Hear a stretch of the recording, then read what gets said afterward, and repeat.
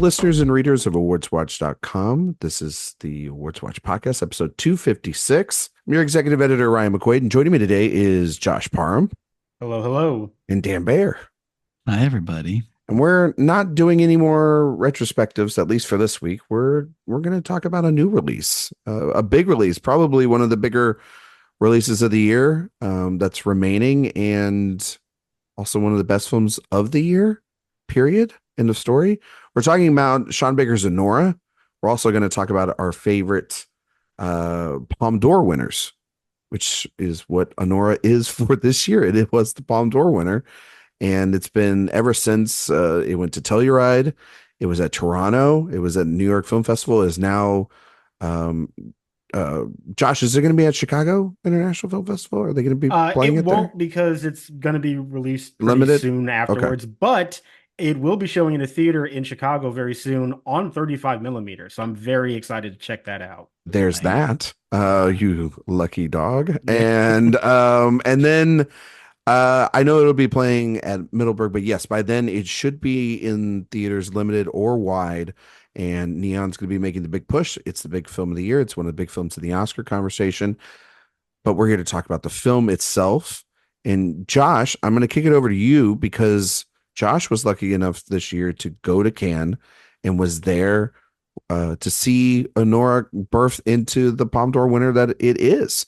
And so I know it's like months later now, Josh, and it's now everybody and their mom has now seen it, at least, on in the film world, but you were one of the first people to see it. And so what's your relationship, Josh, with Sean Baker and his work, and what did you think of Anora when you saw it? Yeah, the caveat up front is that I've only seen this movie once, and it was 5 months ago. So just know that heading into this conversation. But yeah, I think Sean Baker is a really fascinating director. I really like his overall sensibilities, even if I don't think up until this point I had seen a movie that I necessarily loved from him. Like, I really did like Tangerine. I liked the Florida Project and Red Rocket, but there are always some things about it that kept it from being really good to me. They were just very enjoyable experiences with good performances, good filmmaking, but maybe just not ones that I absolutely adored. And while I would say that for Anora, it still isn't one that I would say is a masterpiece for me. I think it is his most accomplished work to date. I definitely do believe that. I think if not the story itself, I just think the characters that he creates for this are so endearing.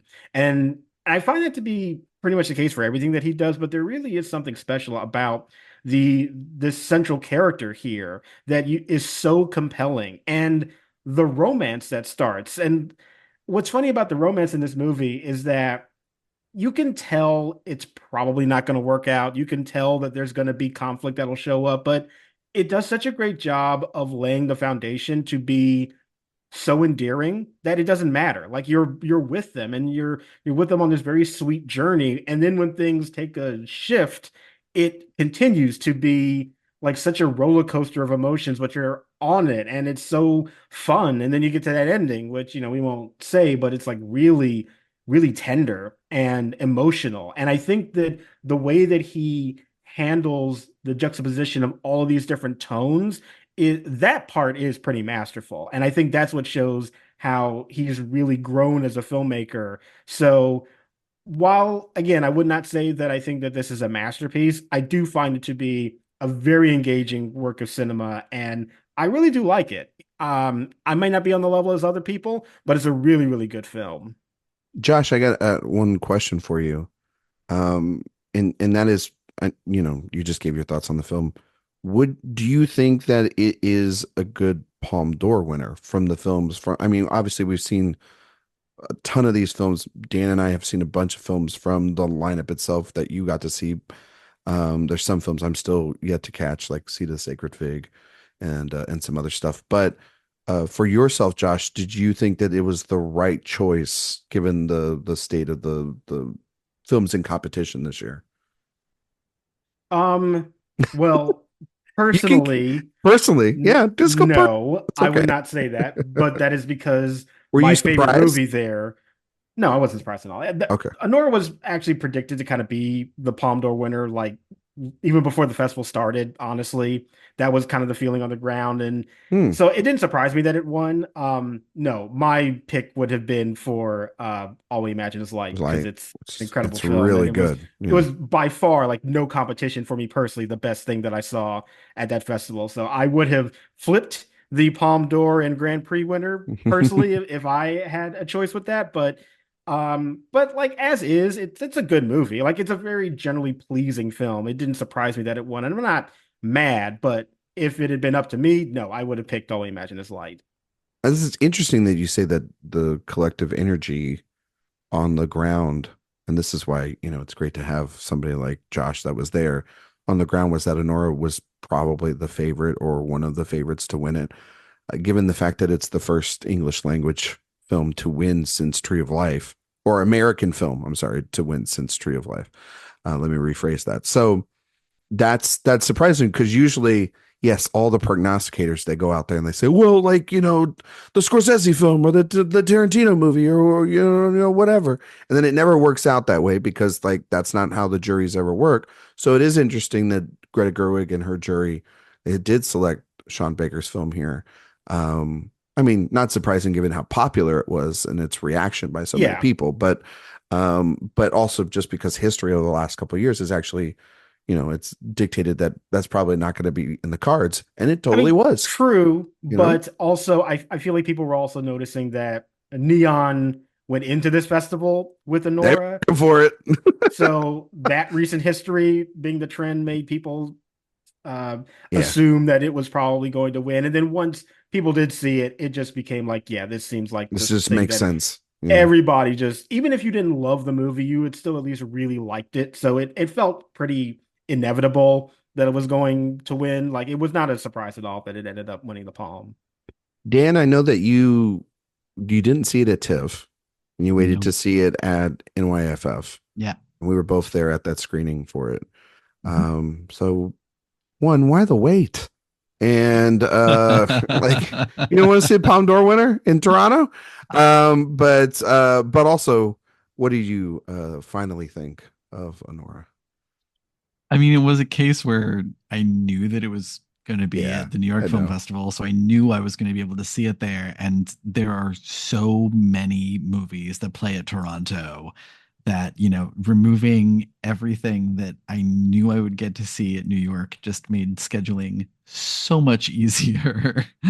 So that That's was that why I luxury, waited. right, of going to both, Yeah. right? And like Yeah. it was, I'll say it was very hard to wait on this one specifically, because it was the Palme d'Or winner, and I love Sean Baker as a director. I have been in the tank ever since Starlet, which I thought Yeah. was a really incredible piece of just lo-fi, ultra low budget indie filmmaking.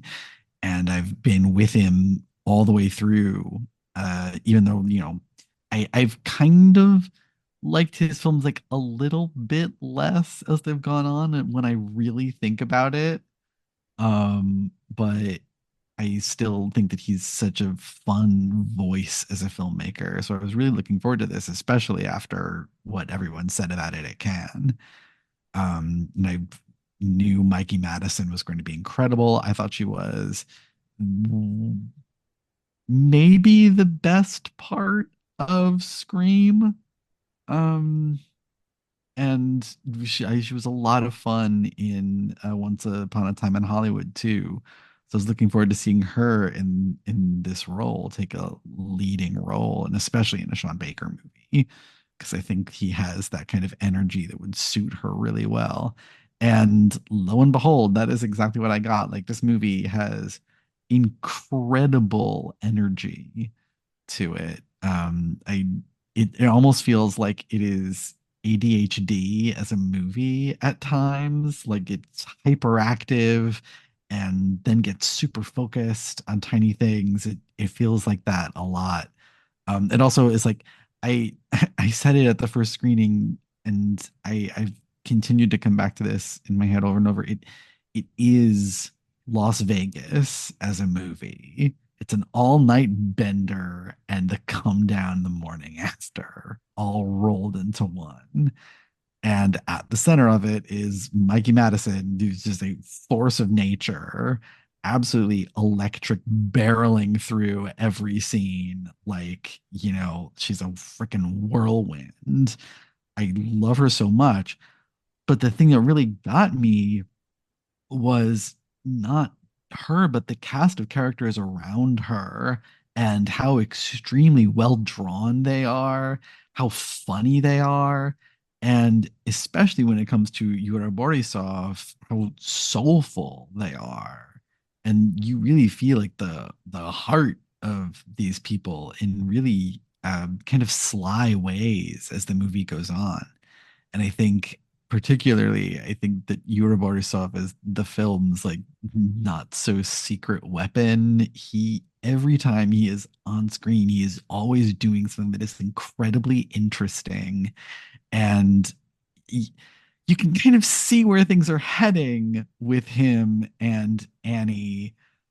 But when we get to that point, Sean Baker does not give it to us in the way that you might expect.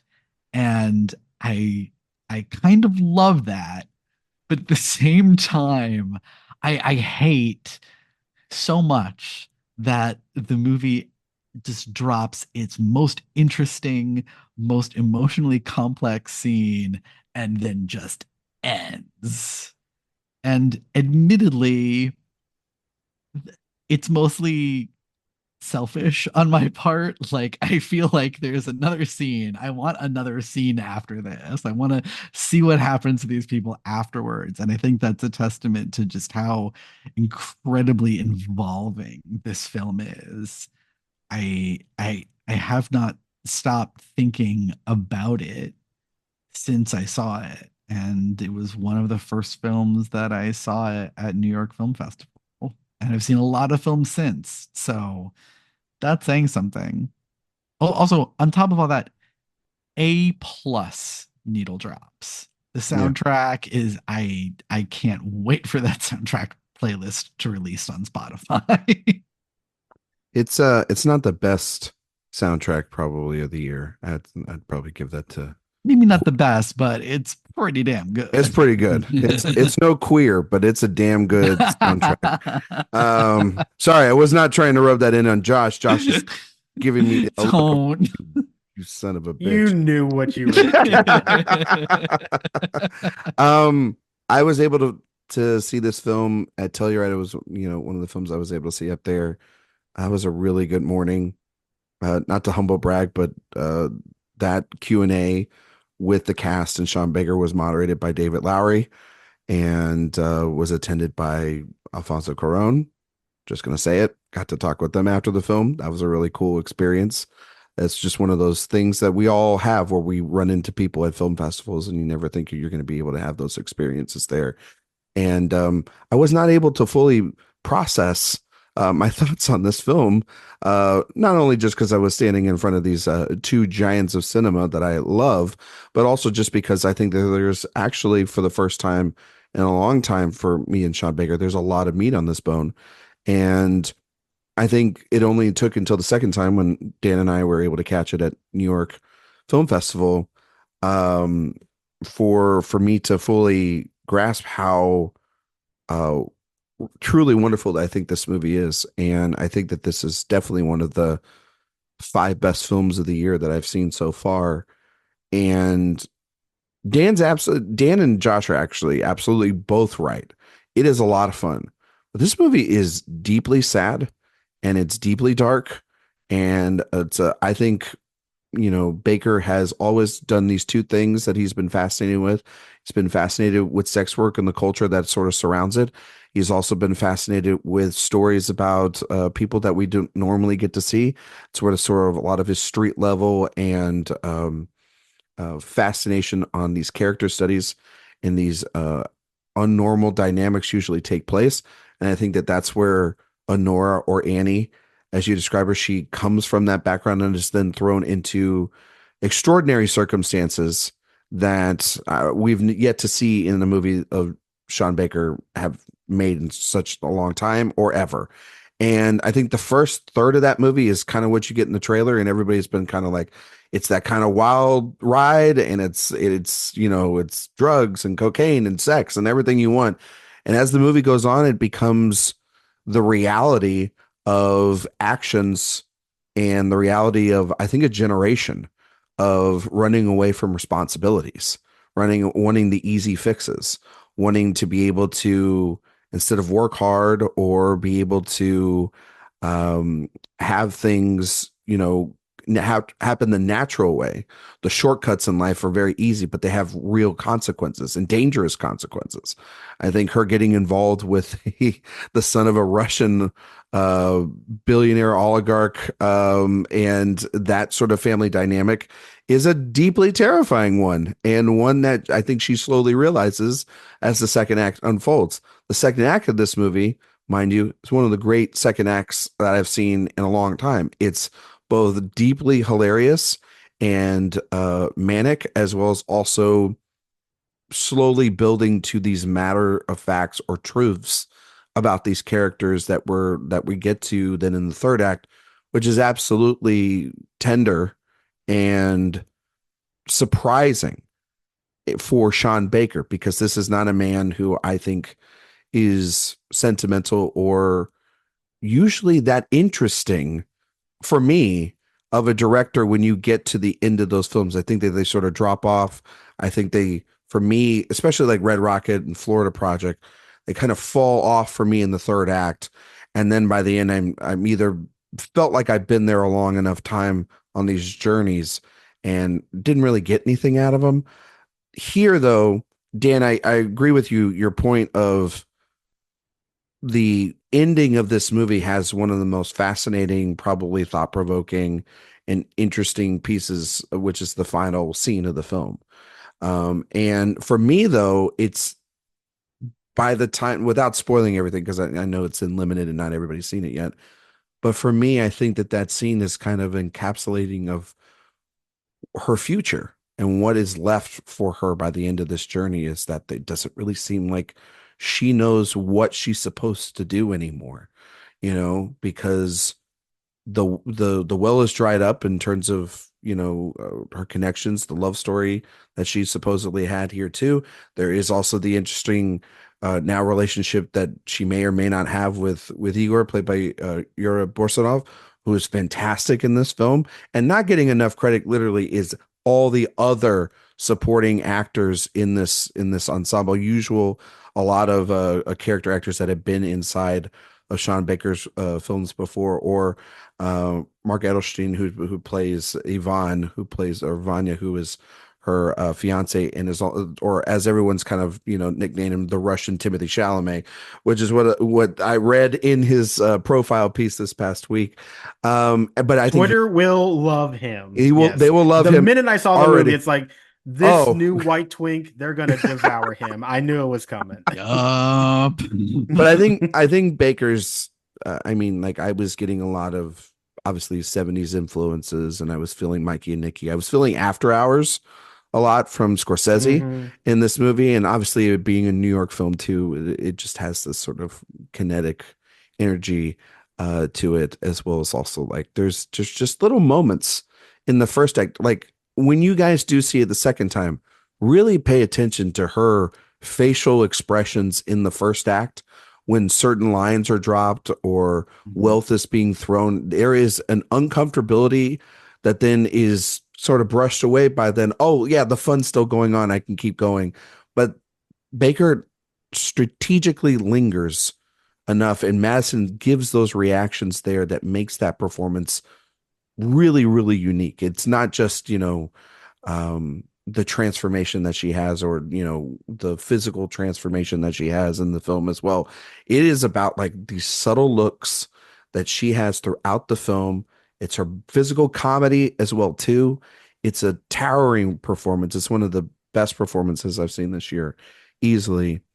And yeah, so it kind of adds up to just being like this really great film. I don't know yet if I would have given it the palm, just because I haven't seen some of the films inside of the competition. Like, I haven't seen Seed of the Sacred Fig. I've heard that's wonderful. I have seen All Imagine Is Light, and I do think that that's a really good film. I would pick this one a little bit over that one, but I will say though, I'm with Josh that Of all the films that I've seen, the competition films, I think all the ones that I could have seen, I've seen except for Grand Tour, that were Yeah. the director prize, and All We Imagine Is Light would have been my Palme winner as well. Her Grand Tour is a nice nap for everybody. I heard that people have had a really good time at That NYFF was for a nap. not for me. I will say that. There were people that loved it. I can understand why people would. It was not for me. Were you catching up on some Z's in that one, Josh? I mean, there is a point at that festival where you do start to notice the head bobs in the audience a little bit. So Dan and I were like away. that. Dan and I were like that. We saw Viet and Nam, and a 10 a.m. screening, and it was like, and you need to be awake for that one. I mean, I like that movie, but there's some beautiful images, but there's also just like, damn, I don't know if we can do this at 10 a.m. I gotta say this. We're gonna just side note this for a second. We got to get rid of the 10 a.m. screenings during festivals. Like, I'm all for that. At Toronto, they start at like 8:30 in the morning. 10 a.m. is nothing. I'm sorry. I think that it's got to start at noon. It's like, it's got to start at noon. You got to get some food in you. Got to get me some sleep. Give me some time to catch up on writing. That's what breakfast is for, Ryan. Yeah, I know. But these 10 a.m. slow movies at the beginning of your day is crap. Like, come on. Give me some. You have to be selective with what you air at 10 in the morning. I think the 10 a.m. screening. Also, I gotta have some talk. I gotta like ease into the day. Also, 10 a.m. is like manageable. At Cannes though, it's when you have to be up at like 6 o'clock in the morning to get all your tickets. That's true. Like, see, that's the added complication. See, that's what I'm telling you. For that. And are those tickets for the next day, or are they for that? No, it's for the day of. Damn, that's rough. Well, not all of them are for the day of, but they're for like a couple days in advance, actually. But still, you are working through making sure that you know what you're going to see. That's fair. Coming up, it's very stressful. These programmers got to learn. Don't put the sleepy movies at 10 a.m. That I think is more important. Put them at 2 o'clock. Put Anora at 10 a.m. Put Anora at 10 a.m. Yeah. Put Vietnam. All We Imagine. Like, no, All We Imagine Is Light in the morning wasn't too bad. There was enough in that movie that kept me very interested. Well, you know what? That's such a great movie that it doesn't matter, because I actually saw that film like at 10 o'clock at night, and I was still fully engaged by it. Still wrestling a little bit with the final like 20 minutes of the movie, but other than that, I think it's really good. Like, I really liked it a lot. Yeah, it was my favorite movie, and honestly, like with Anora, to get back to that film. Sorry, I don't mean to derail this podcast. No, I love that conversation, but just to get back to the movie. Wait, what movie? Okay. The one thing that held me back from loving it was that even though I did really admire everything that was going on in that second act, I loved the manic energy. Yeah, After Hours is a great kind of example. I think for a more like modern comparison, something like Uncut Gems, I think kind of matching that tone, I sort of felt that as well. I do think though, it gets to a point where it gets a little repetitive for me. Like, there's only so many like locations we can go to, and it's not resolved, and then they just go to another location. It got a little repetitive, and it dragged down the momentum just a bit for me. And especially when it's such this manic tone and energy, and it feels like the momentum should be going so much forward. Eventually, it did get to a point where it's like, it feels as if we're spinning our wheels a little bit, and I dipped out of the movie a little bit because of that. Now, it got me back at the end, which is very powerful emotional punch. But there was a section in the middle there where it did feel like the movie's like 2 hours and 20 minutes, or excuse me, Sean Baker, 2 hours and 19 minutes. He was very insistent about that leading up to. It's 2 hours and 19 minutes, Josh. Very, very insistent about that. I'm sorry, Sean Baker. We don't round up. You know? Yeah, but it was getting a little tedious for me in that section. And even though I was having a good time with it, it felt like, we can kind of move a little bit quicker through this story. And that's the part of the film I was just a little bit checked out on. I remember thinking that, like, okay, how many different places are they going to try to look for this kid who is clearly not going to be in any place you expect him to be? But I think that there was enough interesting character stuff going on that I was still engaged with everything that was happening. Although, like, I don't think this movie needed to be 2 hours and 18 minutes. Not that I'm complaining exactly, but I get I what think you're saying. Borisov does a lot to Oh my make those God. sections of the movie Man, very engaging. there's some He stuff that he's doing. he's You so gotta look funny. you gotta look at all the gags behind them while this action's going on. Hmm. There's a Mhm. moment, and this is one of the funnier moments in any film this year that I caught when they go to like a candy store and they break everything, right? And they're negotiating, trying to get Yvonne on the phone. You see him in the background. He's eating the popcorn from the Yes. broken thing. That it's just something simple like that, but it's just so funny, and it speaks to the character that he's playing. It's just like, yeah, I broke all this, but like, hey, there's some free popcorn right there. It's just like a simple dude. There's just like lines in there in the movie too, where it's where Narek and Toros are having this conversation back and forth, and he goes, "You love Vanya more than you love your own brother." And there's all these like things that, I get what y'all are saying about the length, but like those sections you're building up, like the fact that just what kind of like a Keystone Cop sort of organization Mm. is built off the back of these billionaires inside of all this too, and how ridiculous this all is. And I think it was a lot of fun. Like I don't really feel I felt the length more at times with the third act the first time I watched it more than I did the second and the first act. And that's just usually the sort of medicine that or the kind of experience that I have with a Sean Baker film. But by the time I knew what all the pieces were, and also I think the final 5 minutes of the film are just kind of perfect and kind of justify a lot of the means to get there. Um, and there also is just like a really like silly performance from like Vanya's mother that just shows up there that kind of like you're either gonna like that or you're not gonna like that performance. But Loved it. Although but I do think that they do drag out yeah, some of the scenes with the parents a bit too much. his like the stuff with the father is just kind of simple and quick and hilarious because he's just like you can get Oh, so he's much from great. him from not saying a thing. Yeah. You know what I mean? And I think that that's great. But the second go round moved a lot better and a lot quicker, I thought, for myself, just because I knew what to expect. And really the movie is just it's equal parts. I know this is kind of weird, but like it reminded me a lot of the experience I had with something like Licorice Pizza, where this movie is a lot of fun, but if you really want to dive into it and see just the sadness of a girl wrapped around the world of a bunch of dumb idiot men, like it's really a fascinating character piece when you really think of it that way. And I was thinking a lot of Alana Hines' performance in that in a juxtaposition to Mikey Madison's performance here, and how both of those performances are really just these girls that are kind of stuck by the end of everything for them, and they by the end they don't know really where their future lies, at least for me, when I watch this film. So I think it's great, and I think that yeah, I mean it's going to be one of the big films that we talk about, right, a lot this Oh season. yeah, It's a big player. Mhm. a lot of Neon's people got. think it's winning Best Picture. Where do you guys have it Mhm. right now? What do you guys think about it? Do you think it is winning as of this moment? We're recording mid-October. Is that our front runner? I think it's one of like two or three that I think can really win Best Picture right now, just going off the fact of that, like Like its path?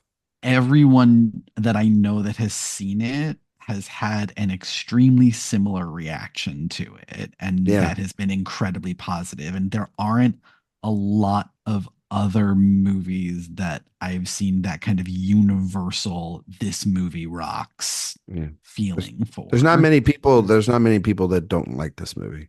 Yeah. There's like one person Yeah. that I think I've seen, and that person doesn't You- exist.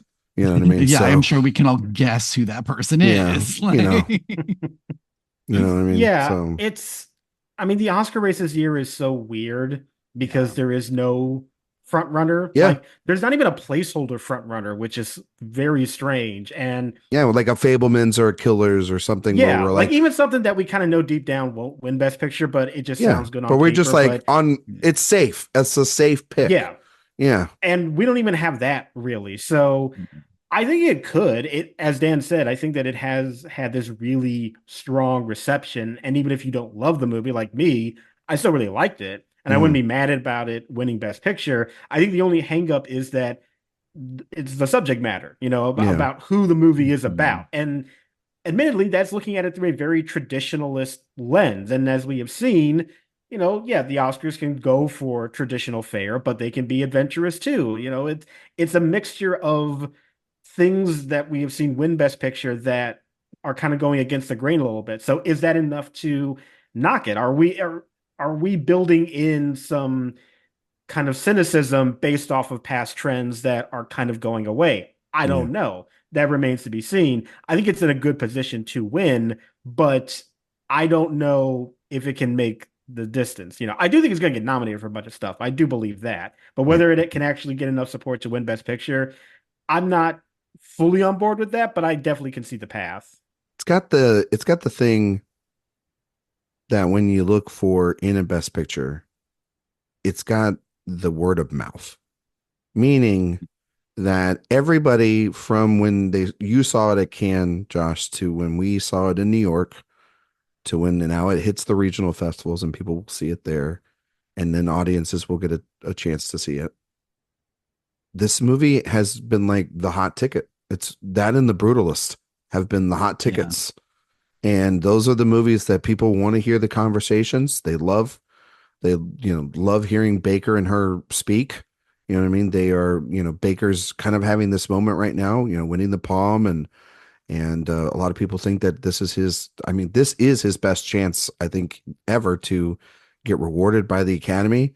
You have this rising star performance, which is something that, I mean, Josh, you know this, and Dan, you know this.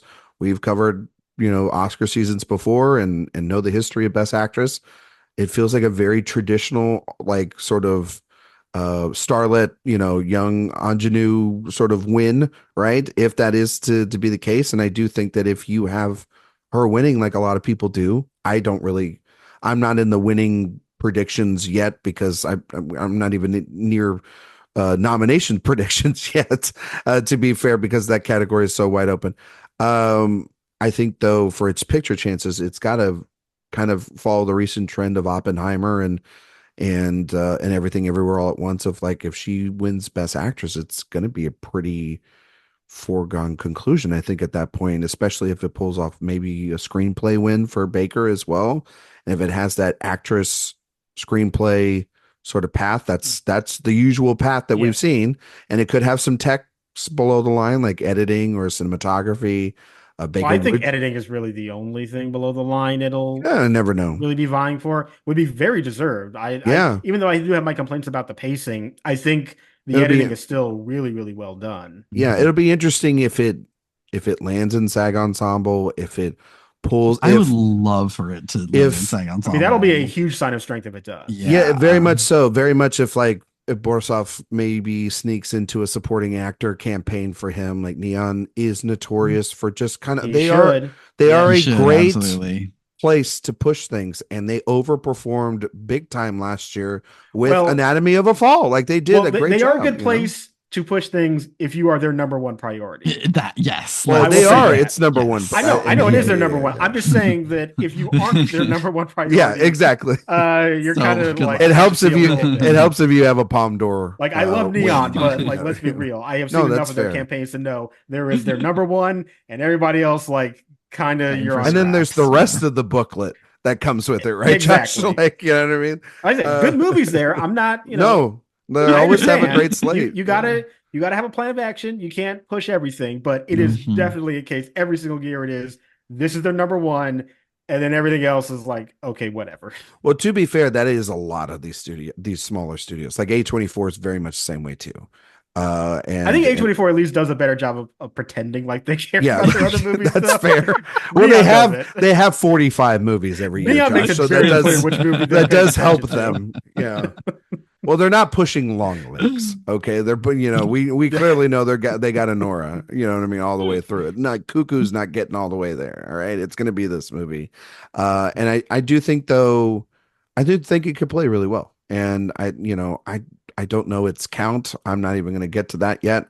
But it could be a decent nomination haul, and then just a very simple path for it: screenplay, actress, picture, and that's really all it kind of needs. You know what I mean? And I do think it will play well on a preferential ballot. I don't think that there will be, because Josh, even to what you were saying about sort of like, not saying that we're being prudish and not thinking that like a movie about, the Cinderella story about a sex worker, getting caught up in the middle of this is a bad thing. But like, you think of like, even by Kevin Jacobson's own metrics of like what was the runner up last year. Well, that was clearly Poor Things. You know what I mean? Or Everything Everywhere All at Once. Winning is kind of a anything could win at this point kind of thing. It's all about passion. It all comes down to the buzz that's built from this festival season. Does it do a little bit at the box office? Does it also continue into Q&As and interviews and conversations over the next couple of weeks before we hit How many critics wins does it get? I think she's going to be a massive Best Actress critics group winner. Oh, yeah. My prediction: this movie is going to sweep most of the regional critics prizes for Best Picture. And I think then that becomes, does the critic darling outweigh the industry? I think the industry is really going to go for Angelina that remains Jolie. to be seen. And then we kind of have like this battle between them, like we've had over the last couple of years. Or does Gascon come? How does she factor in? How does any of the other actresses? It's a very stacked year in that category too. So we'll have to kind of monitor that. But this is a fun time before they all decide to pick the same winner and it becomes boring. Yeah, exactly, and it becomes really boring, and we're like, all right, okay. Well, and BAFTA Please will be give it to anyone else. Will be its own thing too now, because they go back to their they went back. They chickened out and went back to their own system. Yeah, and so now they're gonna get called. See, the problem out. with BAFTA was that they should have stuck with it the very first year, where it was all jury system. Yes, but the problem is that probably some people got mad, the front runners, and they complained, or their publicists complained. You mean that year where we had no nominees from the Oscars, which was great. I loved it. It was wonderful. I loved it too. Yeah, like we should have more of that. Honestly, that's how it should be. Like it organically, it felt very much like before BAFTA became a precursor, and they just did their own thing. It's like, how refreshing is that? But no, everybody just wants to be a stop on the way to the Oscar. Yep. And they want to have that. I give a rant about BAFTA on many different subjects, and that is one of them. Gosh, how much time do you have? That needs to be a whole other. That's a whole other show for another time. That's a whole different rant. How to fix the award season, Josh Parham. I can't wait for that article down the road. I mean, like I said, BAFTA just specifically, I could go an hour on. Well, they're yeah. Oh, gee. I mean, this is from the people that have never nominated Denzel Washington. So what that says? Man played Shakespeare. He played Shakespeare work, and still he played Macbeth. Yeah. Like, how do you not nominate that? Anyway, I don't want to get into it. I don't want to get into it. I don't get it. Favorite Palme d'Or winners. We have not talked about this. Surprisingly, we have not done this topic here. Kind of excited to talk about it. Really great crop of films when you really look at it. Usually not a lot of duds unless they pick a Ruben Östlund movie. Inside what? Did I say something? Did I say something accurate? I'm sorry. But no, a lot of great movies in here. Some of the great movies of all time. Obviously some really forward-thinking movies that there's also some wins in here that are fascinating within themselves, and they have stories behind them and juries. And I mean, that's the beauty of like when we hear about the jury and we hear about those press conferences, and Isabel appears in New York, and they're still asking her about like the Venice jury, let alone asking her about how she was on a jury with James Gray and they had an argument like many years ago. Like it's the stuff of legends. The ceremonies themselves can be wild. I just think back to Spike Lee a couple of years ago, just spoiling it right up at the top that it was Titane. Like it's still like just a boss move. I don't care what anybody says there. Well, you put a microphone in front of Spike and he's just going to say anything on his mind. Listen, that was I was at the Megalopolis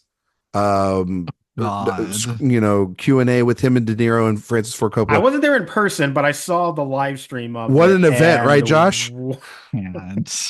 It was worse in the room. It was worse in the room. You could feel when Coppola just basically said like, "There's an emperor coming in November," Oh, alluding to yeah. Trump. Everybody in there was like, "Huh," and my initial thought was because she was there with Joel Cohen. What does Frances McDormand think about all this? Like, it was just like playing in my mind as one does when Yeah. Frances McDormand's in the room. You know what I mean? And then So De Niro looked like he didn't want to be there. he My looks so feeling is angry. either he didn't see the movie or he did see it and didn't like it and therefore did not Yes. want to talk about it and wanted to make everything about like I not love voting for the Trump. So I love the part where Dennis Lin asked De Niro about his relationship with Francis Ford Coppola, and Coppola decided to interrupt De Niro and tell him about how he met De Niro for another 15 minutes. It felt like it was truly just like, no, no, no, no. This is my movie and my event. Fuck off, Bob. I'm gonna anyway. yeah, Just one of the great things that we say. Anyway, wild. Yeah. Dueling grandpas. the Palme d'Or winners. Um, overall, you guys looked at this list. I looked at this list. Josh, your thoughts on sort of, I guess, the history of the award and I don't know. I think we've had a pretty good run over the last couple of years of it, and it's starting to play a big factor now, more and more into modern awards races. It usually hasn't been the case throughout history that needing to win the Palm or the Palm starts off an Oscar race, right? Yeah. I might actually have a little bit of a hot take Here we go. with this. And it's that when I look at the history of the Palm, I will be completely honest that a lot of times the movies they pick are not the things that maybe I necessarily would have done myself. And I That's look fair. at Cannes sort of in general as more of a ground to find like international feature submissions and just what's being represented on the global cinematic stage on that front. But when it comes to the Palm, because it's a jury pick, jury changes every year along with their taste. You know, it's not even like you're following trends or anything. Like you could do that with the Oscars because the membership generally stays the same or it changes ever so slightly, and you can track those trends. With Cannes, the Palme d'Or winner is chosen by different people every year. So you're not even really getting a snapshot in terms of what the sensibilities are or really what the film year is going to be like. So I look at it as like an interesting movie to lift up out of this group, and you can play an interesting game in terms of kind of comparing it to what else is out there. But in almost, maybe not almost every case, but like in a majority of cases, I do have to admit that what they end up picking isn't necessarily something that I think is the best of that group. But it is fascinating to still look to see what it is they picked, why they chose it, trying to figure out those reasons, and then, yeah, going through history and judging them for it. Dan. I honestly, everything that Josh said, I completely co-sign.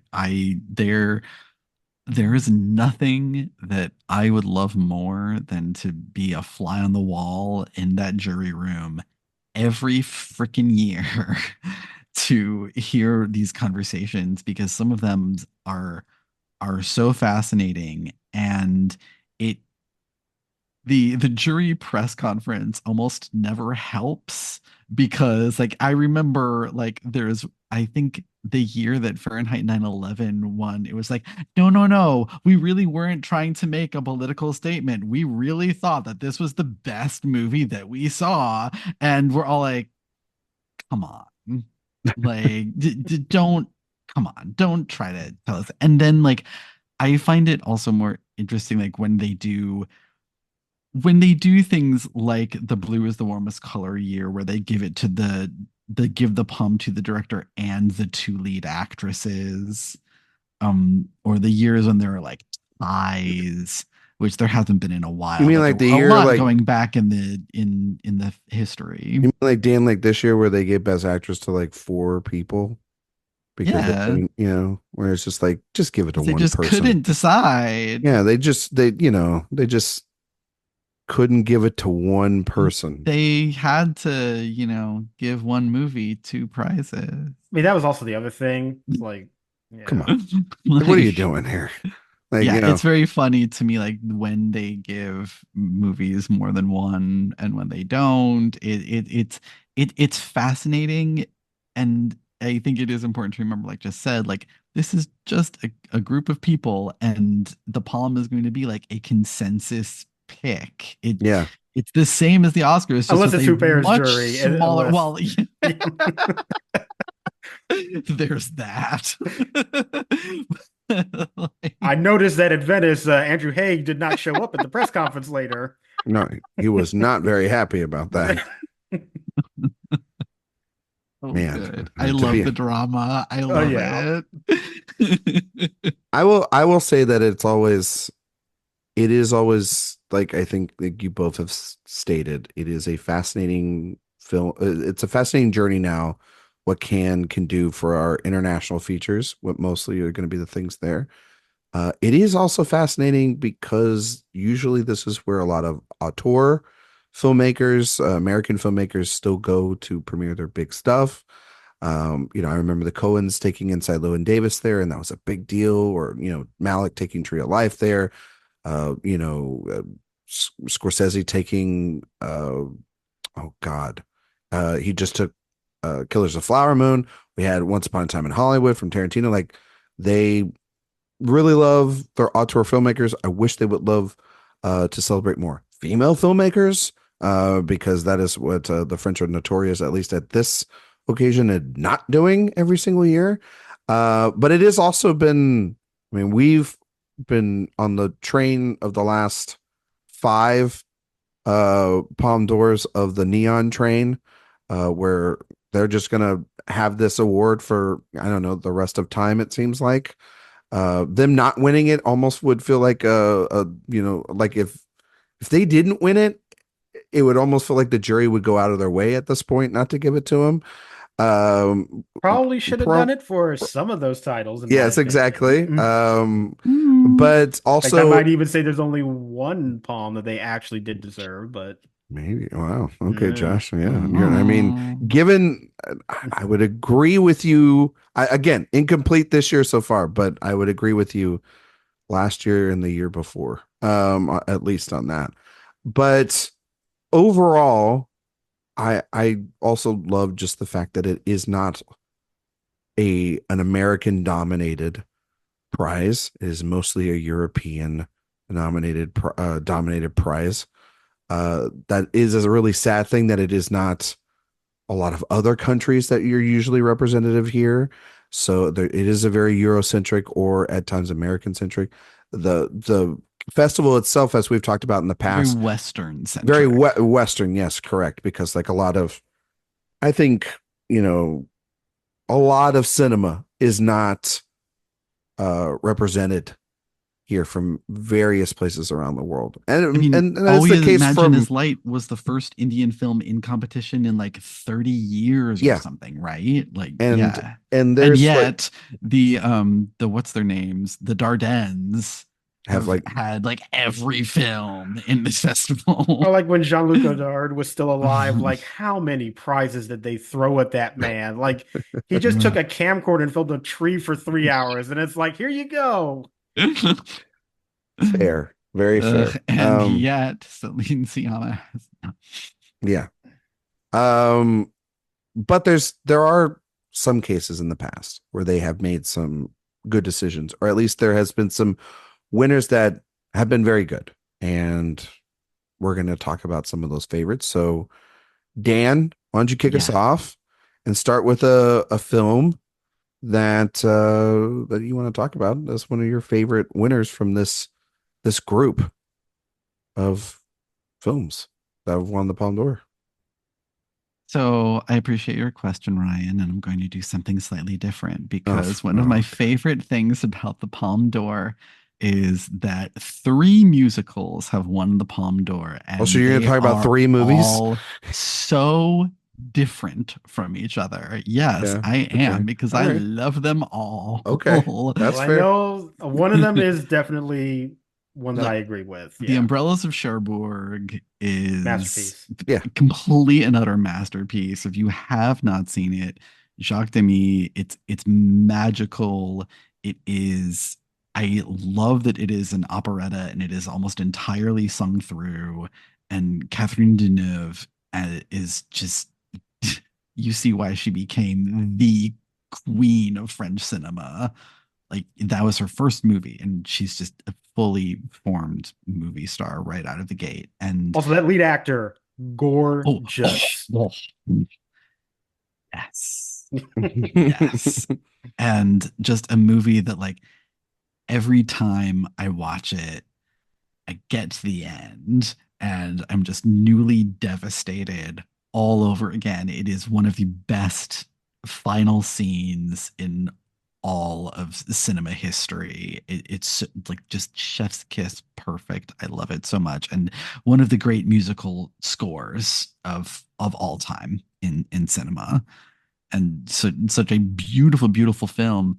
And then you have all that jazz, which is a masterpiece of a completely different sort. And that is, I mean, yes, it is kind of cocaine, the movie, but purposefully so. Bob Fosse is a goddamn genius, and this movie is a movie that was clearly made by a goddamn genius. It is considerably messier than the Umbrellas of Cherbourg, but what a vision of a film. And one of the very few riffs on 8.5 that actually comes up to the level of 8.5, if not better, maybe than 8.5. It's better. Ask me, it depends on the day which one I think is better, but usually I err on that side, Josh. And just Roy Scheider giving one of the all-time great lead performances by an actor, and then Dancer in the Dark, which you have Bjork giving seriously one of the all-time great performances by anyone in anything ever, and just the most devastating musical as one would expect from Lars von Trier, but something that is again just so very different and special in the world of movie musicals. And I love that three films that you can attribute to one genre but that are so different from each other have won the Palme d'Or. It's one of those things I just love about this list, and I love all the movies too for very different reasons. I love all those picks. Those are great movies. They were on my list. I mean, Umbrellas of Cherbourg, as I said, masterpiece. And I saw that movie for the first time relatively recently, and I remember that. I was blown away by it. I don't know, just there's a lot of movies sometimes you just don't get to them until very late, and that was one I was just completely captivated by. It just every single piece of filmmaking put on just to the greatest degree, and it was magical. Absolutely loved that. And Ryan, we've had a conversation about all that jazz recently, so people can go back and listen. But yeah, amazing movie too. Although Dan, side note question about that: 1979 Best Supporting Actress. Would you pick Leland Palmer in All That Jazz or Meryl Streep in Kramer versus Kramer? Oh God, Leland Palmer is pretty freaking great in All That Jazz. Oh, but Josh gonna get me in trouble on this damn show. I want to know what people think it was a point of contention. I'm gonna get a text message from Sophia and I'm others. interested in other people's opinions. I just want to know what Josh's questions does not reflect Ryan McQuade, that is, and therefore the others. That is a very, very difficult question. It was very difficult. Yes, that's why we asked you. Yeah. Wait, no, Josh. No. Josh asked you. Shit. I'm going to need some time to think on that. All right. Well, okay. You know what? Right. We'll give you some time. We'll come back before the end of the show. And Josh, thank you for providing chaos as always, Josh. Give us a pick, please. Yeah. Well, one that I will mention is Shoplifters. Oh. I think that movie is just incredible. And it's one that it makes complete sense as to why I would love it. It speaks to a lot of what I do love about a certain kind of cinema. And it's just that very quiet, intimate space that just allows you to connect with these flawed characters, but they have a dynamic that is so fascinating and so compelling that you can't help but keep digging at them. And of course, once you do, you find this really interesting emotional core to them, to every single one of those characters. And I remember watching that movie for the first time and really feeling like this is a special piece of work. And the storytelling just speaks to me on such a very deep personal level. I love those characters. I love how quietly intimate it is. I always love quiet, intimate cinema, and this is a very, very great example of that. And I think like Koreeda just in general is a master at that. I think every one of his movies are incredible, but I think this one, I'm very glad that this is the one of his that did actually win the Palm, because I think it is very representative of everything he does so well, and it's distilled in this very, very engaging portrait. And I just think it is another one that's just completely masterful. That is a movie that when I saw it, I was like pinned to my seat through the credits. Like I needed to recover from the all the emotions that last act specifically welled Mhm. up inside of me. It's brilliant storytelling. Absolutely incredible film. Love that movie. I think it's one of his best. I know that was the year that I believe Kate Blanchett was the head of the jury there, and they did a very tough task. They had a lot of really great movies that year. Movies, like Black Klansman or Ashes Purest White, which I think is great, or Happy as Lazaro or Cold War. Personally, I would have given it to Burning that year, but I think Shoplifters is just as great of a film there, and Koreeda finally getting some love there by that jury. And I'm gonna go back all the way, even though this kind of feels like a weird cheat, but I'm gonna go back to the first time they gave out this award, because there was a lot of films that were a part of that consolation prize, but really the film on top, doing the research and everything, really was the film that I love the most, which is Brief Encounter. And Yes. and I think that is, ask me on a day that I'm not really maybe too much into the Lawrence of Arabia of it all, and I might say this is David Lean's best film. I think Josh agrees with that statement, I believe, because he's not It would be either that or Dr. Zhivago for okay. me. All right. I think it's far Um, and away his best movie. that's who it was. It was Dan. That's the far and away. I think I do that, really like, like Brief Encounter though. yeah. For me, it's so much within, obviously, Coward's screenplay with Lean. That movie is way ahead of its time. It has no business talking about these things in 1945, and showcasing this love affair between these two people that are just strangers in pre-World War II London. And I just think that it's such an honest film still. And the play was written in 36, so that's even crazier to me, honestly. And I don't know, like something about like this being the first one is wild, because it's like, it's one of the greatest films of all time.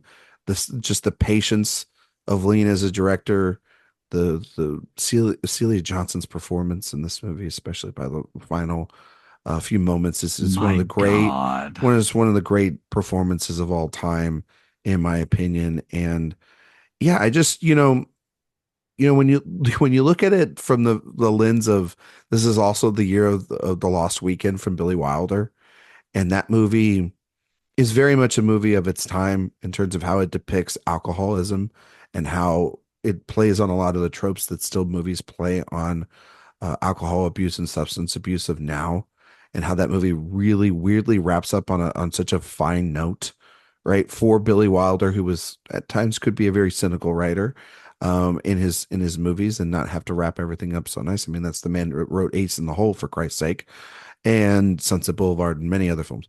So to see that Brief Encounter is the sort of very much opposite of that movie that came out that year, where that movie is okay with allowing its protagonists to have desirable feelings and then rip the audience as well as their hearts into pieces. That scene where she's running away from the apartment because they essentially were caught right before, and there's just those lingering shots there by the subway station or when they're watching the film at the movie house. It's all about just the longing of it, and this untapped temptation and desire that's wrapped up within all this guilt that's there too.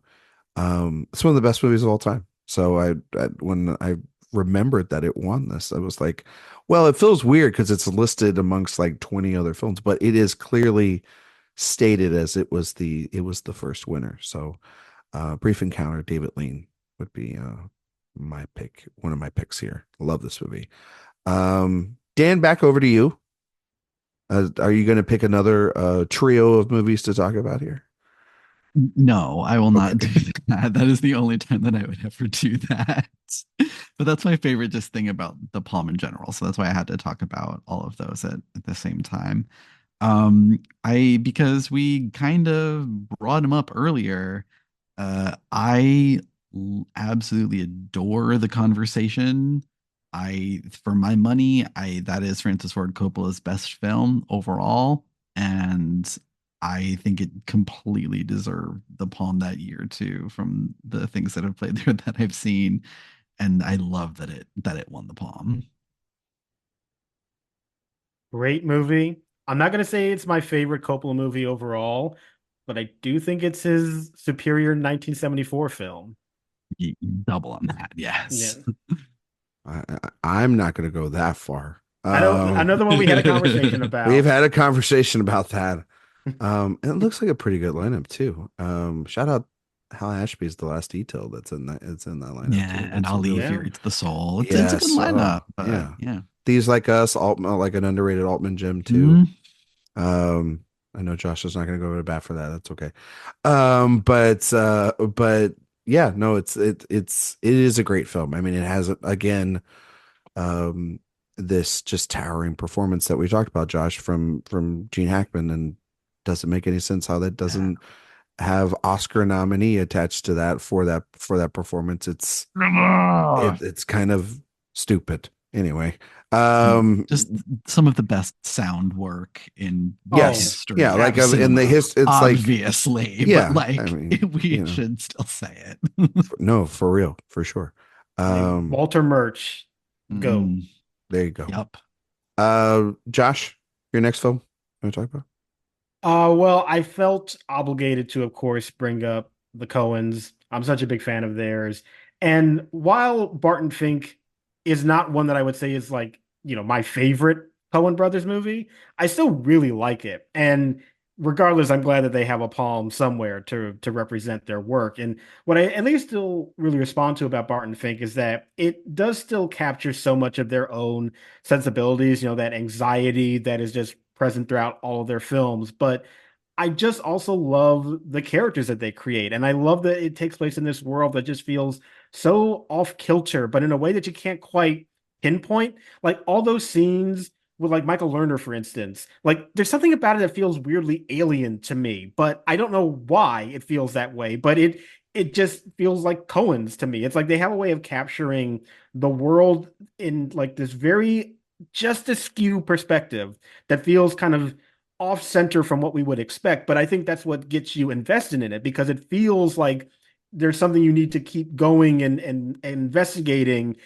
even though you don't know where it's going to lead you to. And yeah, and here leads to a very operatic finale, but perfectly captured. And I love John Turturro, one of his best performances. John Goodman should have been Oscar nominated for it, maybe even won, honestly. Like I think that his work with the Coens, like both this and Lebowski, are like two of my favorite John Goodman performances. And yeah, I think it represents so much of what I do like about the Coens. And even though this isn't my favorite movie from them, I'm glad that at least some of their filmography is represented with a Palm win, and I think that this is a really good option to go for.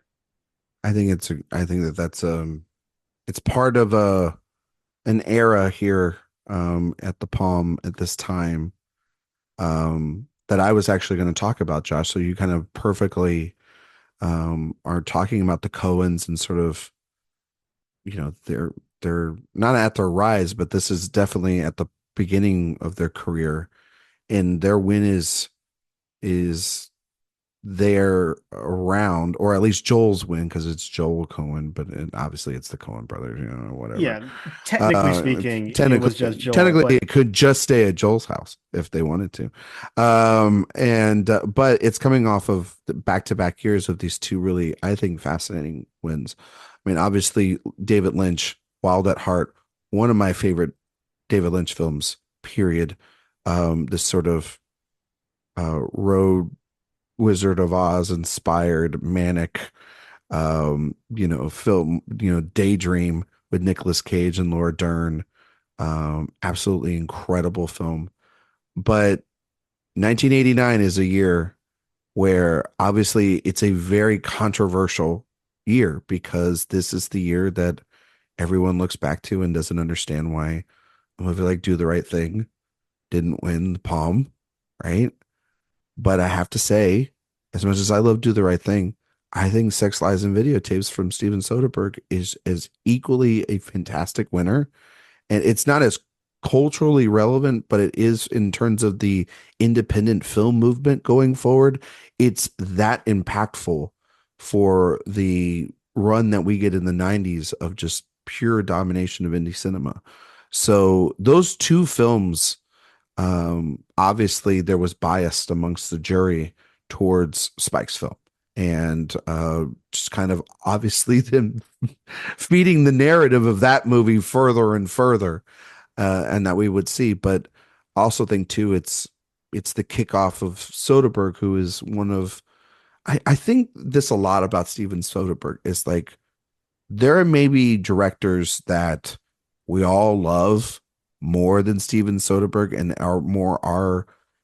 our sensibilities, but overall, like, we kind of forget just how unique and special and fantastic Soderbergh's career is, how daring he still is as a director. I mean, I know he's got this horror movie coming out in January this year that was at Sundance, and it's from like the ghost or the killer's kind of perspective kind of thing, and I heard it's very good, and it's him once again trying to push that medium forward. I mean, this is the guy that was using iPhones just like around like when Sean Baker was and everybody else was doing it. I mean, like, this guy has always been doing, like, cinematography literally leaps and bounds with film going forward, him and Fincher with the sort of digital movement. I mean, talk about just a win that carries a lot of influence for one person, outside of also he making some of like the greatest like in popcorn entertainment films of all time too. So There's literally nothing that man can't do. no, And nothing he there's won't do, frankly. Like, maybe a musical. Like, has he done a musical? Like, I mean, like not technically, technically, you know what I but mean? like, But like, the guy's like, always is Ocean's 11 not a musical? is, well, I guess, is Behind the Candelabra not like almost like weirdly a musical? Like, Yeah, like, those yeah. things, those sequences. Um, and just I know that, I mean, I love Spike, but like, and I know he was very upset for not winning this award. really, But no, that doesn't that sound like doesn't sound like Spike. him. No, not at Um, all. going back to that Q&A we were talking Yeah. about. But no, it's a phenomenal win. Sex, Lies, and Videotape. I mean, also just like a movie, weirdly, that has like a weirdly a good double feature, I think, with Brief Encounter, if you really think about it. In terms of, I think it would be a real twisted one, that's for sure. In terms of desire and want and trapped marriages. And I think that you could really find something there. I know Dan's like, Jesus, Ryan, never would have thought of that. Dan, another film perhaps that you would like to talk about from this beautiful list of films here? There are so many, There's so many movies. but you know, I hate Ernest Borgnine so, so much. Yeah. And yet I love Marty. Really? Okay. Like, I really do. And I love additionally that it's the first movie to win both the Palme d'Or and the Academy Award for Best Picture. Like, that is, it automatically puts it in the history books. but there is something so sweet about that movie and just so lovely about watching these two just average, ordinary Americans meet and have a nice little romance together. You hope it will be. And it, I just, every time I watch it, like my hate for that man just completely dissipates because he's so lovely, he's so likable in that movie. And frankly, like everyone is in it. Even Betsy Blair is so lovely in it, and you want so badly everything to work out for these two. And oh, it, it every time, like the relationships between Marty and Clara, the relationship between Marty and his mother, his sister. I don't know. There's something about the way the relationships are drawn in this movie that just really speaks to me. It accumulates a lot of emotional power for me by the end, and it's incredibly sweet. Yeah. It was also a trivia question that John Turturro had to deal with in the movie Quiz Show. Yep. Ah, Yeah. yes, yes. A movie that I like more than Marty, which is really good. Marty is sweet. I agree with Dan. I don't know if I like it quite as much as Dan, but I do find it to Quiz be Show's just a good. sweet Quiz movie. Show's good. Quiz Show's great. I love Quiz Yeah. Show. Yeah. Low key, really good movie. Oh yeah. People sleeping on Quiz Show. But unfortunately, it did not win the Palme d'Or, so it's not Sadly, relevant to this there was a good movie that conversation. won that year. There was a good movie that won in '94, I think. I don't know if Josh is going to talk about that one. But Well, Josh, he did recently but you see just did it. recently see it, I technically. mean, yeah. I mean, okay, fine. It doesn't have to be the film you want to talk about, Josh. Well, we've already set it up now, so I thought We that's can where also you talk might. about the film that won the year before too. Like, Yeah, you could do that too. no, it's okay. I mean, the only reason why I was hesitant to bring it up is just because it's so obvious to talk Sometimes an about. obvious. What do I always tell But you? Sometimes the obvious pick is the what is the right pick. yeah, but like Pulp Fiction is like one of the coolest wins that they've ever had. I Definitely. I love actually hearing Clint Eastwood talk about it because I think he was the jury president that That's year. the And the craziest way he thing. described That's it, the thing that yeah, makes it crazy. like very clearly he did not want to give it the palm, but I feel like he was just obligated to because everybody else on Outvoted. the jury loved It's it. like Steven Spielberg giving it to Blue is the warmest color. You're like Sammy Fableman is watching that. You know what I And mean? he wanted to give it to He Correada. You wanted could tell. He was he was Yeah. angry, but he was just like, I got outvoted by the lesbian. That's what it sounds like. So I find that to be very Yeah. funny. But yeah, I mean, that movie, you watch it and it's one of those situations where you absolutely feel like you are witnessing cinema change in real time. You know, it is Yeah. this Mhm. really bold vision that he has. And what I especially like about this era of Tarantino that I much prefer to some of the later entries in his filmography is that this is when I feel like he was indulging in some of those tropes of these old genres, but was still making something new out of it. Like it wasn't just making a Mm. martial arts movie, it wasn't just making a Western. I felt like he was, like with Reservoir Dogs, he is doing his riff on the 70s like heist movie, but Mhm. you never see the heist. You're just with those characters before and after. And so it's a different perspective. And what I love about this movie is that clearly it's taking a lot of major influence from like French New Wave films. I mean, he kind of names his production company after, a Godard movie, essentially.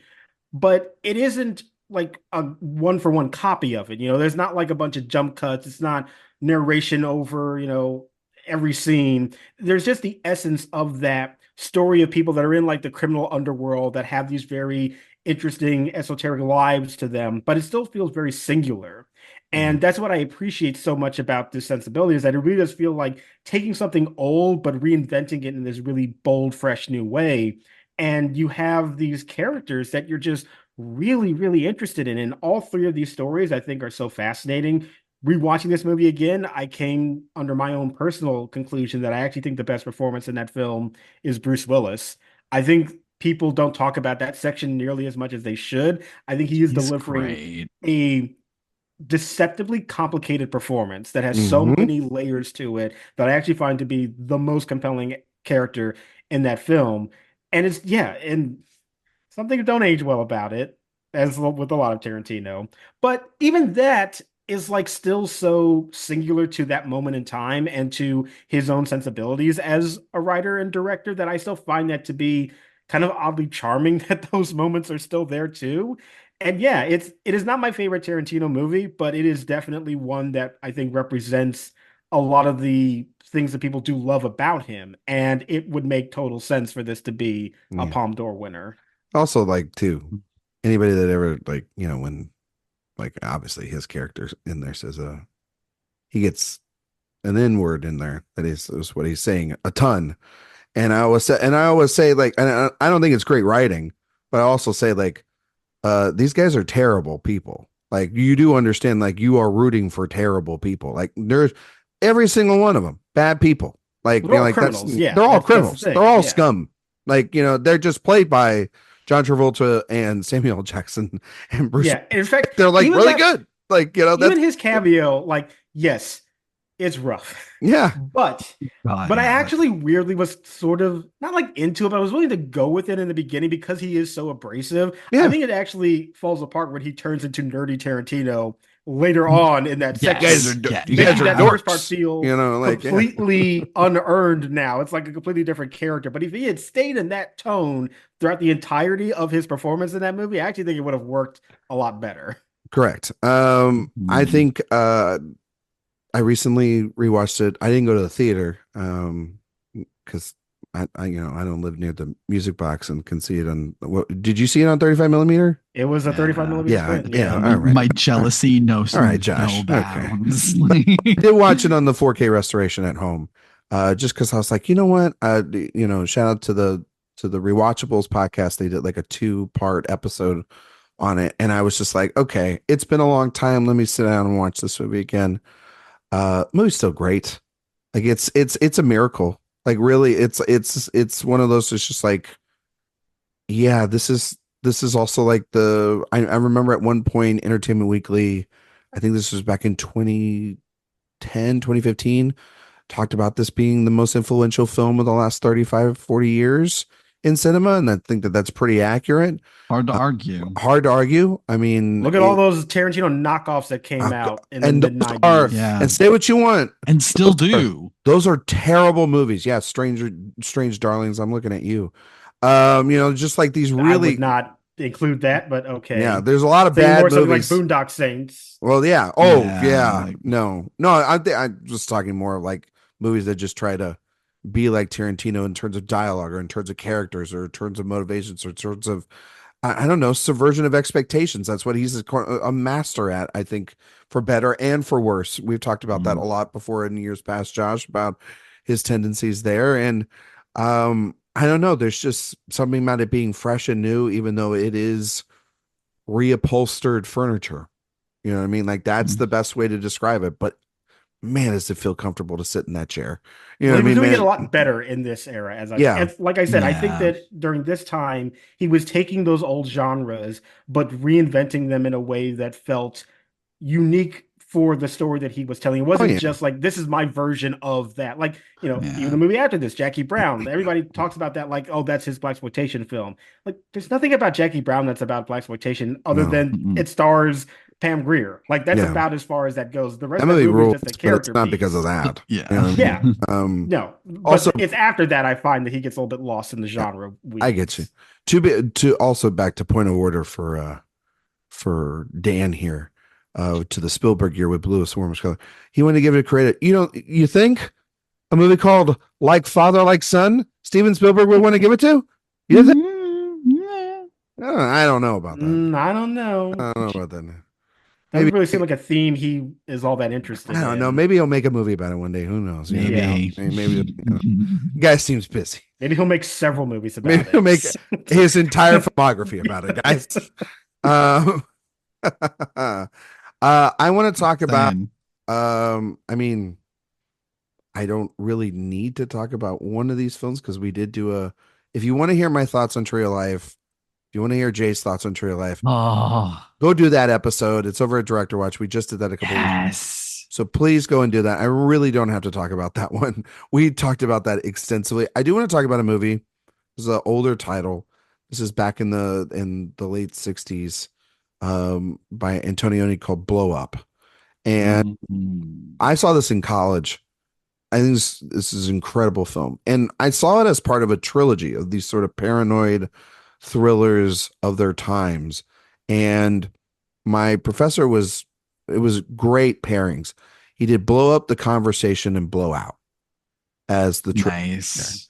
and Blow Up really just kind of blew me away in terms of what it can do and with the form. Obviously, Antonioni's first, like, yeah, the yes, minds. But obviously, his first English language film, or one of his first English language films, and it really kind of hit big. And just thinking about how this movie just kind of is, it's just this slow burn through how we see images and how we see people and how that can slowly build within the mind. And I think also Vanessa Redgrave and David Hemmings are incredible in this film. And just kind of one of those pinpoint films that you remember seeing. And yeah, it's part of this sort of quasi trilogy that it is about how we perceive things, how we hear things, how we see, each other, and how dangerous we all can kind of be. So, Blow Up, it's in the Criterion Collection. Incredible restoration on that disc there too. So, we'll go one more, and then we'll do some honorable mentions and get out of here. So, Dan, one more before we get out of here. One more, Amour. Oh no, not a more.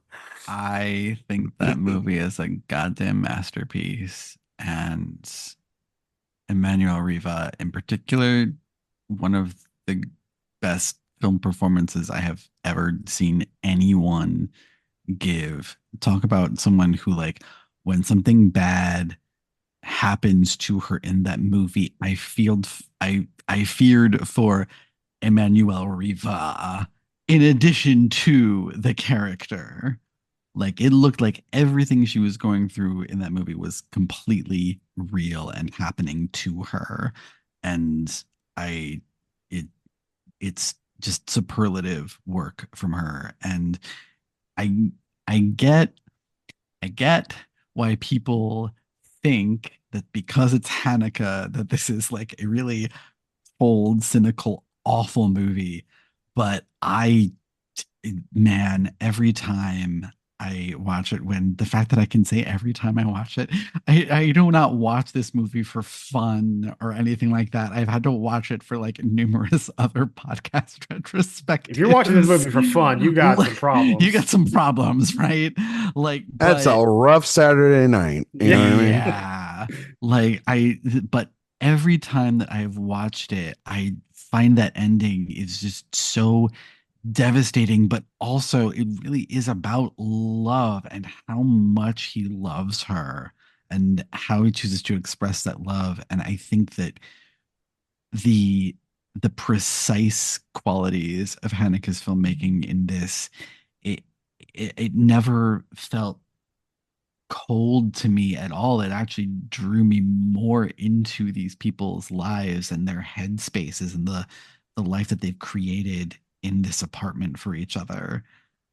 And it's to me one of the most stunning theatrical experiences that I've had in a theater. Like, I felt profoundly moved on a level that I really don't think I had been before. I had in any other movie I'd seen before it.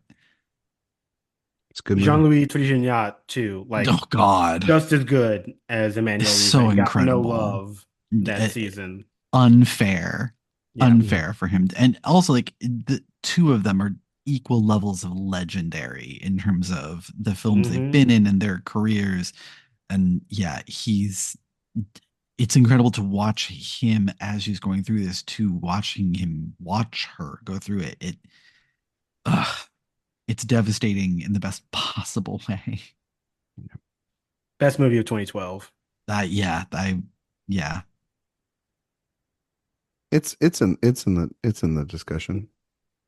There's a movie called The Master that exists, but I'll let that slide. I really like The Master. I think Amora's better. Yeah.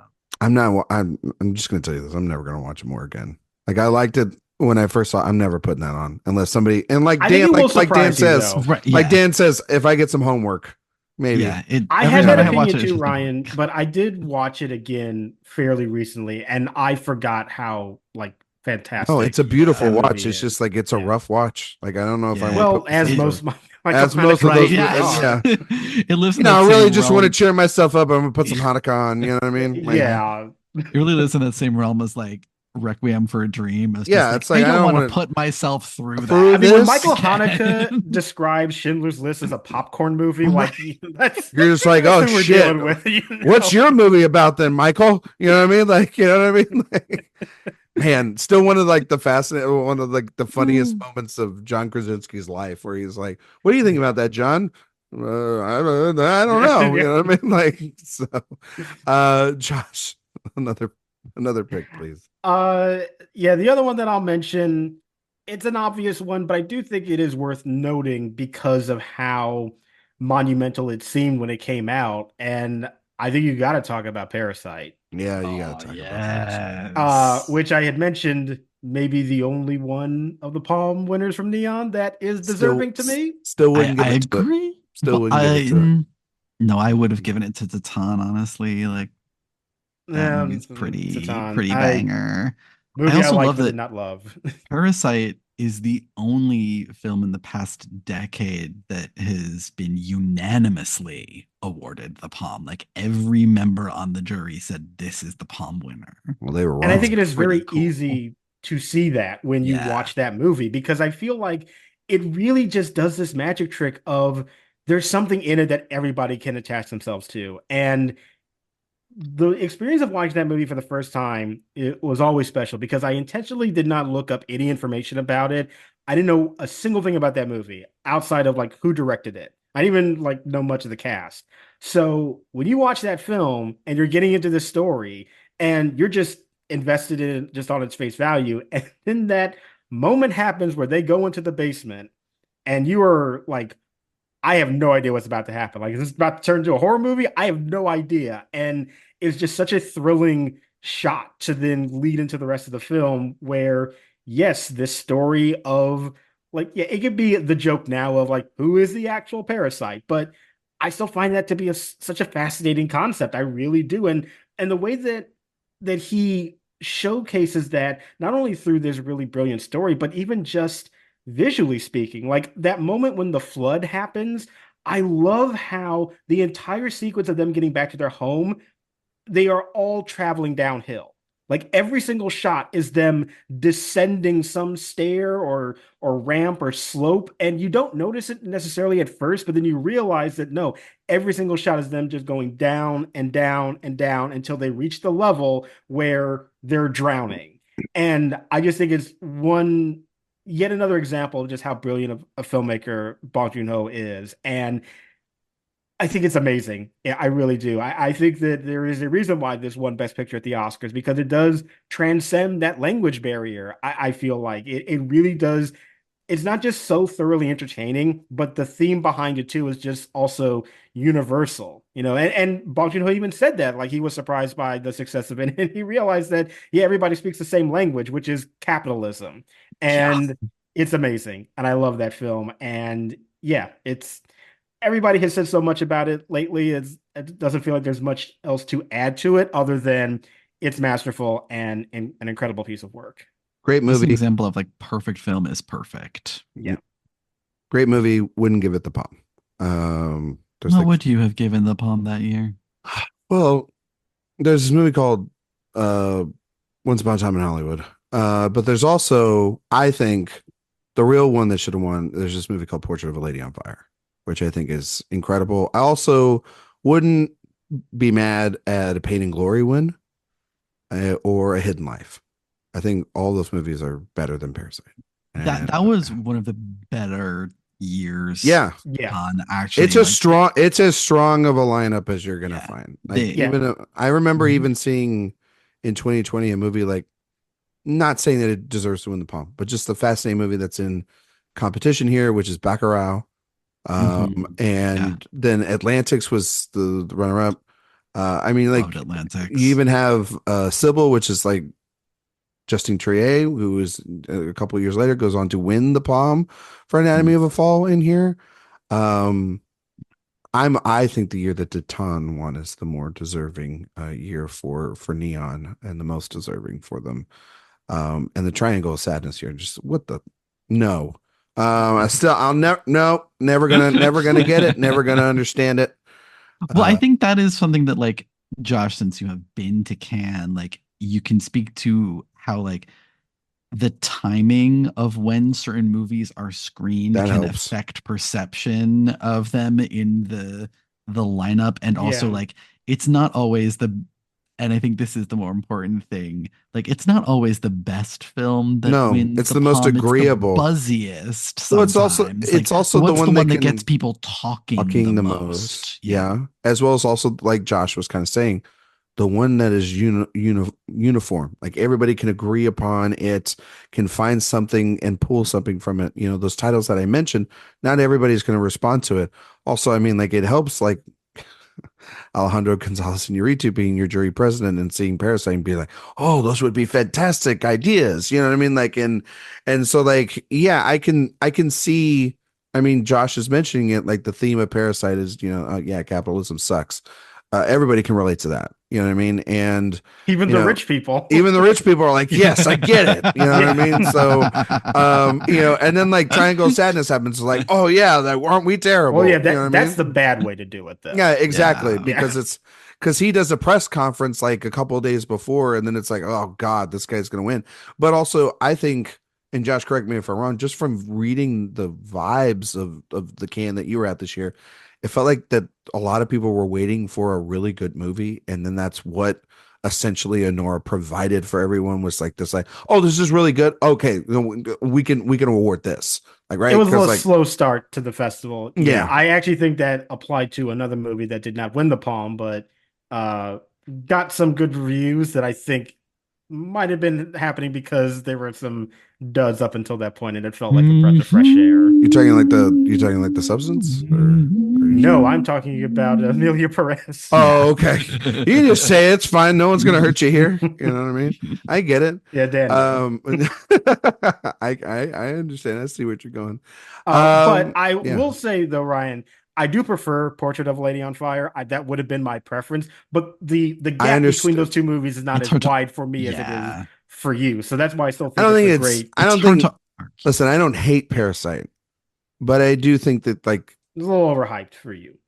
It's a great movie. It was in my top 10 that year. Don't get me wrong, but it's just like, we have put that movie on this ungodly pedestal on Sight and Sound lists and all these other things. Fault, though, and I'm like, and no, I am. And it's like, to give it a little bit of, like, this does not mean I hate it. It's just like, don't hate it just because it's popular, Ryan. No, I'm like, hey, like, I was back then in 2019 being like, this is good, but, like, y'all gotta calm down. No, I will say this. I will always thank Parasite for not allowing that boring, terrible video game movie winning Best Picture. You know what I mean? So that's all. We're not going to talk about this. We're all going to do it. We got it coming up later this year, man. We're going to be doing it. Also, just wanted to say one other thing. The Titan year. Sorry, but Drive My Car will always have my allegiance. So, never mind. Neon, you get none of them.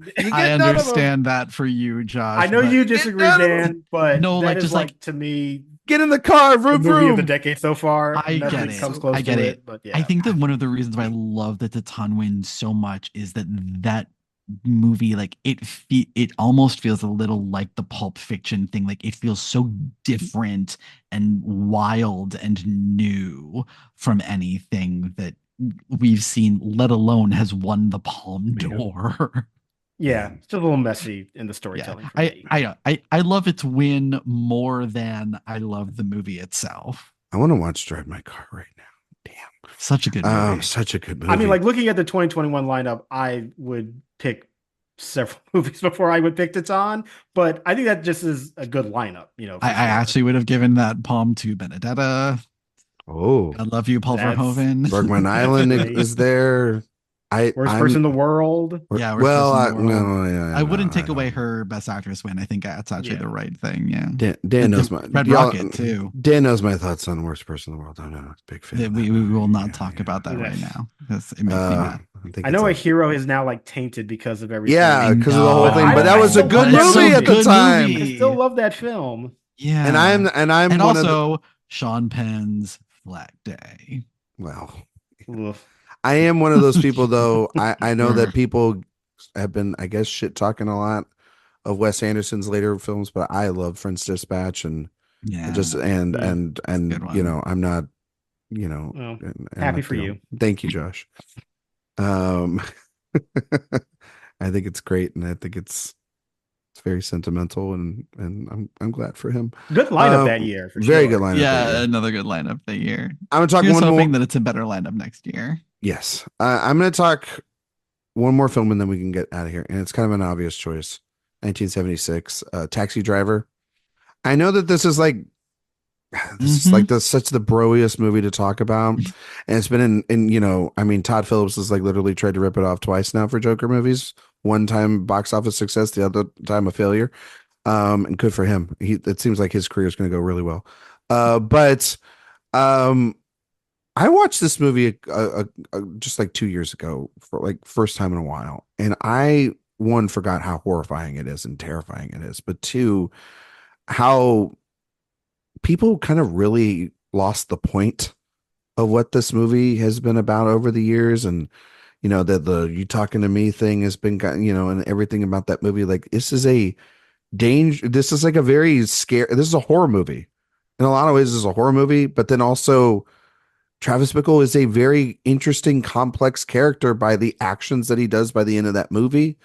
You know, his relationship obviously with Sybil Shepherd is terrifying, but then also the sort of protective nature of how he is with the Jodie Foster character by the end of that, and how Harvey Keitel's character is even more dangerous and seedy than him.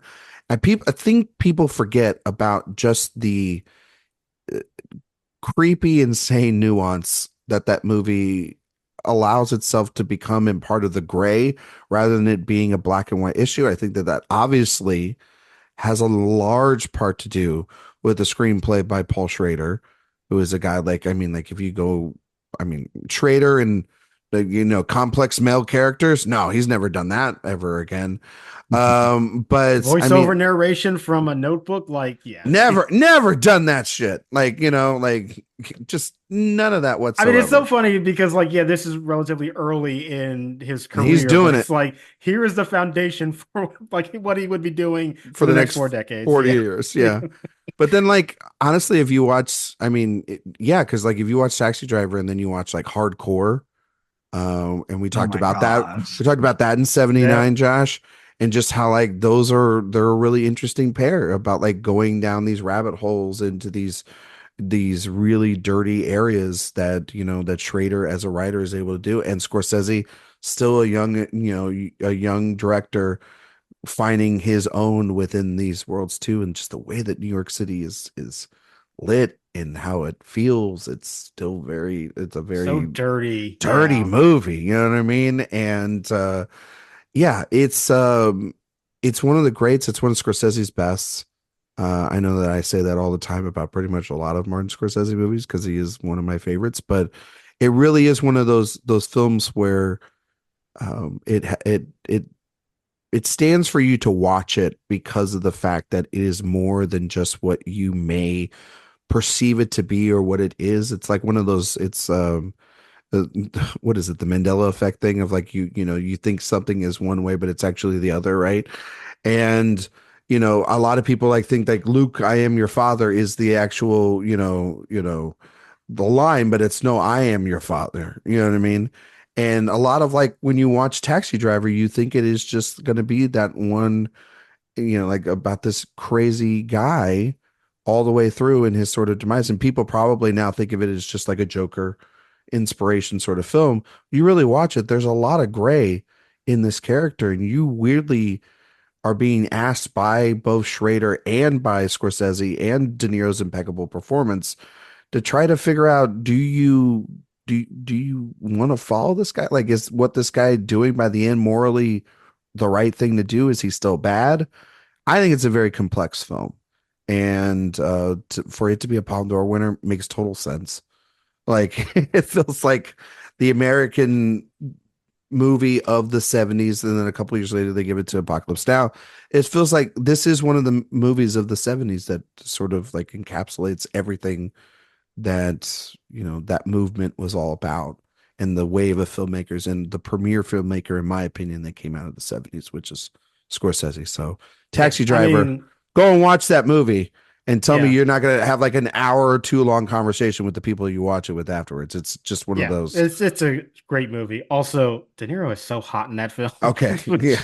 That's the other distracting part for Josh. Bit of complication about that film. It's like, you are a terrible person, but like, Jesus. Yeah, but it's just I was not expecting that from you, Josh. Wow. Okay. You never know what Josh Parham on these shows, people. I can get down with that. Also, another just very like funny aside about Taxi Driver is that obviously it's one of those movies where it's in the pop culture long before you've been born, so you are exposed to elements of it before you even know what the reference is. And honestly, my first experience of a Taxi Driver reference is in the Rocky and Bullwinkle movie, because there is a bit in that film where Robert De Niro, who is playing Fearless Leader, is like talking to Boris and Natasha, and they're like having some miscommunication, and he's literally saying, "Are you talking to me?"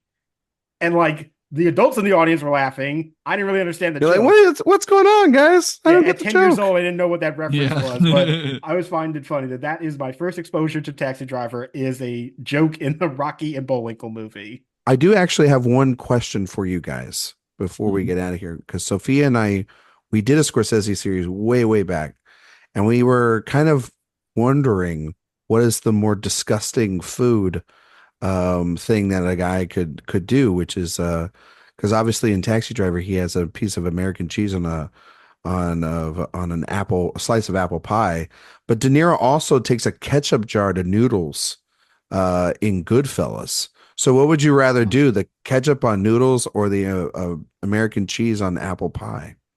You have to pick. Well, I feel like the cheese thing has happened before. Yeah. I don't think that's like, I wouldn't do it, but no, but I'm asking what you guys would do, not like what the character should do. Yeah, I would still take that, because ketchup on noodles. No, I mean, to be honest with you, like egg noodles. I don't really like ketchup all that much anyway. I find it to be a very overrated condiment. Man, Josh coming in with the hottest take of the night. Well, you also have to remember I'm from Chicago, where like putting ketchup on a hot dog is like a felony. So that is a felony. Josh, how do you take it? Do you just plain, or you put mustard on it?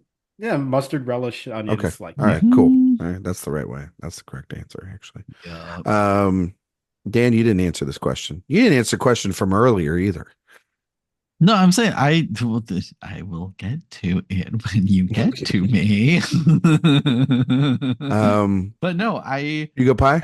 I also would go with the pie. Like, I have actually never tried that, but I have been meaning to. Like, I know that cheddar I know cheddar is a thing in like the Northeast, but American cheese. Oh, I don't know. There's just something even more despicable about that. And I would never do ketchup on noodles. That sounds gross. That sounds, and the way he gets the ketchup out of the bottle, it's like a river of ketchup too, by the way. So what was our question earlier to Dan? Oh yes, supporting actress 1979. Leland Palmer or Meryl Streep, and we got to get this now before we get out of here.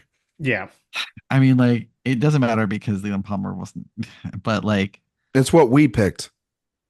Oh God. It's Leland Palmer's Everything versus Meryl Streep's courtroom testimony that is just like out of this world. Probably the best work she's done in her career outside of Sophie. Like, oh man. Pick one, Dan.